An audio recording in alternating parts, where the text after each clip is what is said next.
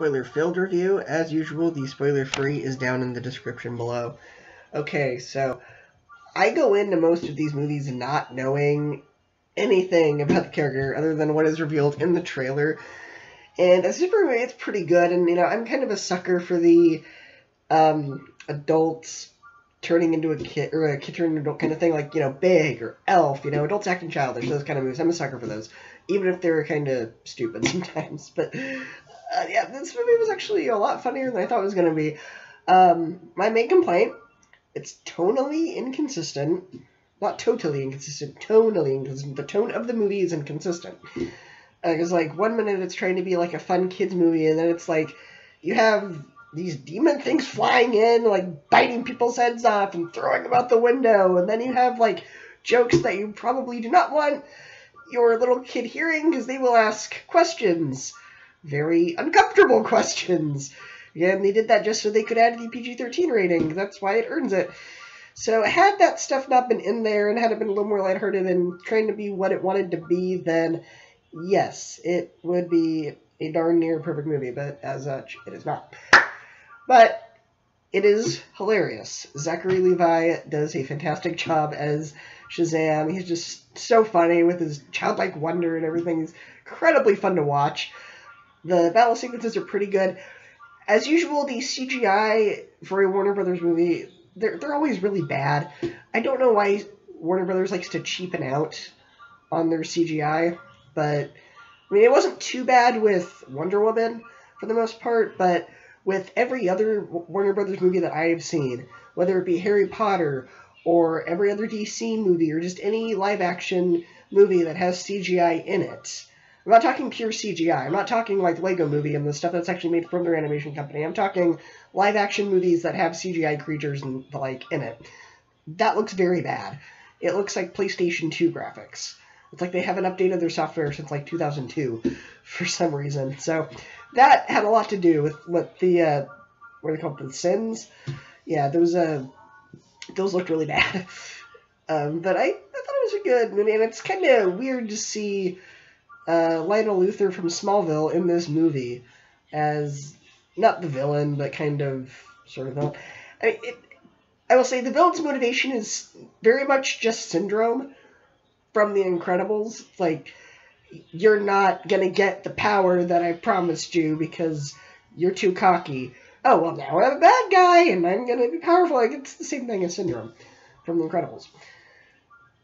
And it's also kind of Thor-like as well. It's I'm going to send out the power, and we need to find someone who is worthy. And, it takes, 20, 30 years, whatever, to find that person who's worthy. And it was good. It was a fun movie. Now, Henry Cavill showing up at the end as Superman. But it wasn't Henry Cavill. It was just Superman. I don't know if they didn't show his face because he wasn't available, or if it's because he doesn't want to be Superman anymore, and that's their way. Because I remember reading Henry Cavill was supposed to make a cameo in the end of Shazam as Superman. Superman makes a cameo, but he never speaks, and you never see his face. They used a body double or something for Superman. I'm really hoping it's because Henry Cavill had scheduling conflicts and not because he is not coming back, because he is a perfect Superman. No offense to Christopher Reeves. No offense to him. He's still really good, but he's a Superman of my generation. Having seen all the other movies, I think he's the best out of the ones that I have seen. So, but Chris Reeves is the OG, so man respect to that. Still a great movie. Fantastic. I loved it. I am very excited for a sequel. So, like I said, I did not know anything about the comics.